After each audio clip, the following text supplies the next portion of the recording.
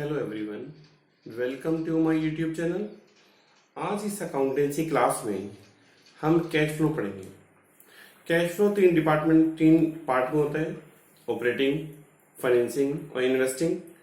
तो हम जो पढ़ रहे हैं वो पहला पार्ट पढ़ रहे हैं, ऑपरेटिंग एक्टिविटी। पर इस ऑपरेटिंग एक्टिविटी को बनाने के लिए बहुत सारे क्वेश्चनों में डिफरेंट पॉइंट होते हैं। मैंने वो सारे पॉइंट कलेक्ट करके एक क्वेश्चन बना लिया है, इसलिए क्योंकि आपको इस एक वीडियो से ऑपरेटिंग एक्टिविटी के सारे क्वेश्चन कर मिले।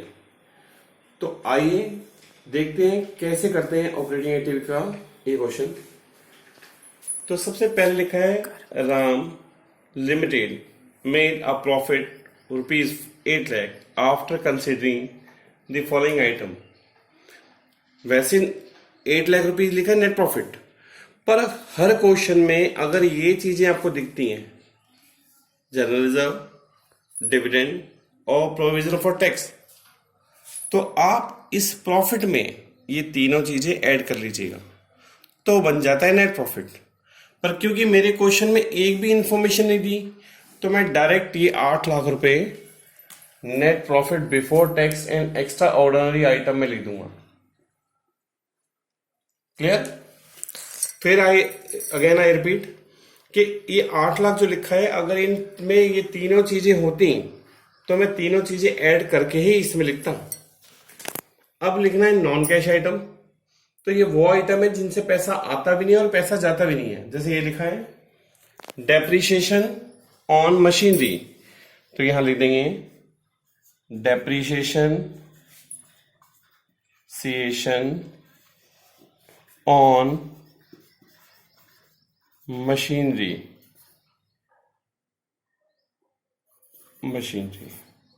इसकी अमाउंट दी है 10,000 रुपए, तो मैंने 10,000 लिख दिया यहाँ पे। ये नॉन कैश आइटम है। प्रोविजन फॉर डाउटफुल डेट्स, ये भी नॉन कैश आइटम है। प्रोविजन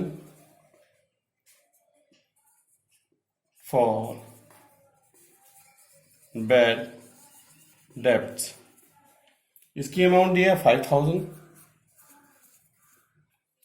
इसके बाद लिखा है गुडविल रिटर्न ऑफ, ये भी लॉस है। गुडविल रिटर्न ऑफ, इसकी अमाउंट दी है 15,000। Loss on sale of machinery, ये भी लॉस है। Loss on sale of machinery, ये भी लॉस है। इसकी अमाउंट है 20,000। आप इसमें ढूंढ सकते हैं कौन कौन से लॉस है। एक तो ये लॉस था, ये भी लॉस है, ये भी लॉस है, ये भी लॉस था। और देख लीजिए ये लिखा है discount on issue of debenture, ये भी लॉस है। Discount on issue of debenture, अगर हम डिबेंचर को इशू करते हैं और हम उन्हें कम प्राइस पे सेल करते हैं तो हमें लॉस होता है। तो इसकी जो अमाउंट है वो है 5,000।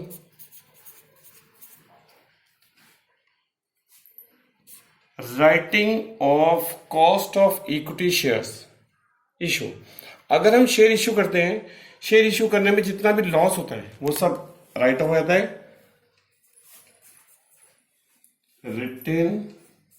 Writing of cost of equity issue, इस पे जो एक्सपेंसेस हुए हैं वो है 25,000 रुपए, ये भी लॉस है। इंटरेस्ट ऑन डिबेंचर, अगर हम लोन लेते हैं तो हमें इंटरेस्ट देना पड़ता है, ये भी लॉस है। इंटरेस्ट ऑन डिबेंचर, या लिख सकते हैं बैंक लोन, कुछ भी होता है इन दोनों में। इसकी अमाउंट है 10,000। पूरे कैश फ्लो में ऑपरेटिंग एक्टिविटी में इससे ज्यादा लॉस आते ही नहीं है। ये हद है जो मैंने सब लिख दिए पॉइंट्स, और इसमें एक प्रॉफिट भी दिया हुआ है। Gain on sale of land यानी प्रॉफिट है, gain on sale of land, इसकी जो अमाउंट है वो अमाउंट 30,000 रुपये है, पर इसको हम लिखेंगे माइनस में। माइनस वाली चीज ब्रैकेट में लिखनी चाहिए। ये सारी इंफॉर्मेशन जो थी ये आती है नॉन कैश आइटम में। अब इस हेडिंग में क्या आता है, चेंज इन वर्किंग कैपिटल। मैं ब्रैकेट में लिख दे रहा हूं करंट एसेट्स और करंट लायबिलिटीज, इसमें आएंगे करंट एसेट और करंट लायबिलिटी के कॉलम है चेंज इन वर्किंग कैपिटल। अब देखिए यहां लिखा है इन्वेंट्री, मैं इससे आगे लिख दे रहा हूं, क्वेश्चन में आप भी लिख लीजिएगा। ये करंट एसेट्स है, प्रीपेड करंट एसेट्स है, ट्रेड रिसीवेबल करंट एसेट्स है, ट्रेड पेबल करंट लायबिलिटीज है, आउटस्टैंडिंग करंट लायबिलिटीज है, income receive in advance current liabilities है, बैंक ओवरड्राफ्ट करंट लायबिलिटीज है, एक्रूड इनकम करंट एसेट्स है, और bank over cash current assets है।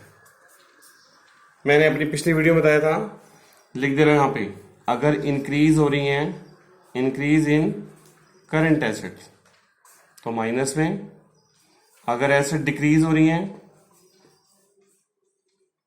तो प्लस में।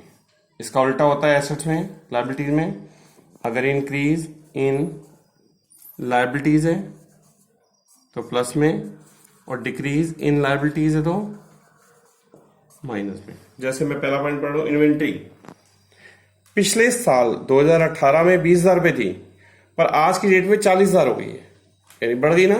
तो लिखेंगे हम लोग इंक्रीज इन इन्वेंट्री। 20,000 रुपये का स्टॉक बढ़ गया। आप समझ सकते हैं कि अगर स्टॉक बढ़ा होगा तो मैंने खरीदा ही तो होगा, तो पैसा गया माइनस में, और लिखा भी है increase in current assets minus में। दूसरी इंफॉर्मेशन है प्रीपेड एक्सपेंसेस। ये पहले 4,000 की थी, सॉरी पहले कितने की थी, 6,000 की, आज की डेट में हो गई है 4,000 की, डिक्रीज हो गई है। डिक्रीज इन प्रीपेड एक्सपेंसेस, ये 2,000 रुपये कम हुए है, एसेट्स ही देखिए है करंट एसेट्स, पर ये कम हो गए, इसलिए क्या में आएंगे प्लस में। मैं लिख दे रहा हूं यहां पे, ये करंट एसेट्स है, छोटा छोटा लिख दे रहा हूं आपके हेल्प के लिए, ये भी करंट एसेट्स है। ये दोनों इंफॉर्मेशन मैंने नोट कर ली है। ट्रेड रिसीवेबल ये भी एसेट्स है, पहले 10,000 का था, आज के 20,000 हो गया। इंक्रीज इन ट्रेड रिसीवेबल, इसे शॉर्ट फॉर्म में टीआरबी कहते हैं। 10,000 से ये वैल्यू हो गई 20,000 रुपये, तो इसकी वैल्यू जो बढ़ गई है वो कितनी बढ़ी है, 10,000 बढ़ गई है। एसेट्स बढ़ गई तो कैश गया, ये भी नोट कर लिया मैंने। ट्रेड पेबल लायबिलिटीज होती है, और देखिए पहले ट्रेड पेबल लायबिलिटीज है, और पहले थी कितनी है 20,000, आज के डेट में कम हो गई है, तो ये क्या हो गई है decrease. Decrease in trade payable, तो इसकी अमाउंट थी पहले 20,000, आज की डेट में हो गई है 15,000, कम हो गई है 5,000। और वैसे भी लायबिलिटीज है, और करंट लायबिलिटीज अगर कम होगी तो पैसा आएगा। करंट लायबिलिटीज अगर कम हो जाएगी तो पैसा आएगा। देखिए करंट लायबिलिटीज है, अगर अब ये कम हो रही है तो हमने पेमेंट कर दिया होगा, इसलिए माइनस में आएगी, ध्यान रखिएगा। इसके बाद लिखा आउटस्टैंडिंग एक्सपेंसेस, पहले थी 5 अब बढ़ गई है, तो इंक्रीज इन आउटस्टैंडिंग एक्सपेंसेस। पिछले साल इसकी वैल्यू थी 5,000, आज बढ़ गई है, तो 5,000 इंक्रीज हो गई है। अगर लायबिलिटीज कम हो रही थी तो माइनस में, और लायबिलिटीज बढ़ रही हैं तो प्लस में, क्योंकि लायबिलिटीज बढ़ती है तो पैसा आते हैं। इसके बाद लिखा इनकम रिसीव इन एडवांस, और थी पहले ये 8,000, अब ये हो गई 4,000, कम हो गई है। Decrease in income receive in advance. देखिए पहले ये 8,000 थी, आज की डेट में 4,000 हो गई है, कम हो गई है, डिक्रीज हो गई है। और लायबिलिटीज अगर कम होती है तो पैसा जाता है। इसके बाद देखिए ये भी नोट हो गया, बैंक ओवरड्राफ्ट। आप जब भी क्वेश्चन करें ऑपरेटिंग का तो बैंक ओवरड्राफ्ट पे कट लगा लीजिए करें, और कैश पे भी कट लगा लीजिए। ना बैंक ओवरड्राफ्ट कहीं आता है और ना कैश इन हैंड कहीं आता है। ध्यान रखिएगा, अगर ऑपरेटिंग एक्टिविटी कर रहे हैं तो रह गया एक्रूड इनकम, और एक्रूड इनकम पहले था 10,000, आज के डेट में 20,000 हो गया। तो increase in accrued income.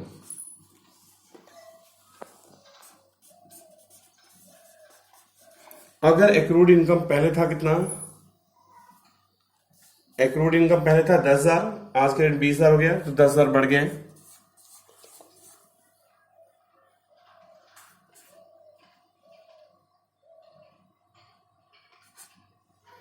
Accrued income बढ़ गई है 10,000 रुपए, और ये एसेट्स है, मैंने आपको पहले बताया, एसेट्स अगर बढ़ती है तो पैसा जाता है।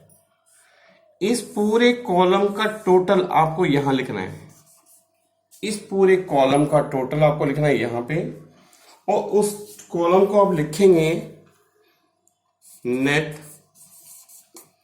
कैश।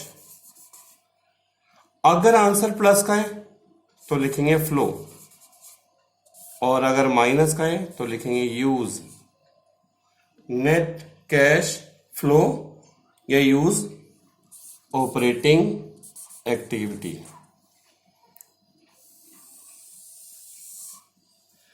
ये आंसर मैं नहीं लिख रहा हूं, मैंने छोड़ दिया है कि मैं आप चाहता हूं कि आप जब इसका टोटल करें तो यहां पे लिखें, और मैं इस आंसर को देखता हूं कि कौन आप सॉल्व करके मेरे कमेंट सेक्शन में लिखता है।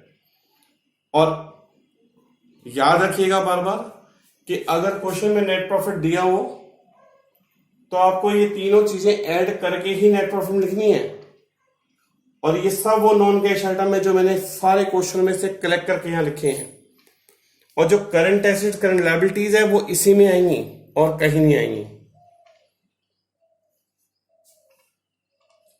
मैं वेट करूंगा आपके आंसर का।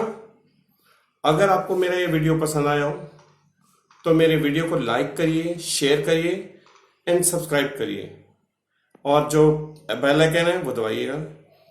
Thank you, have a nice day.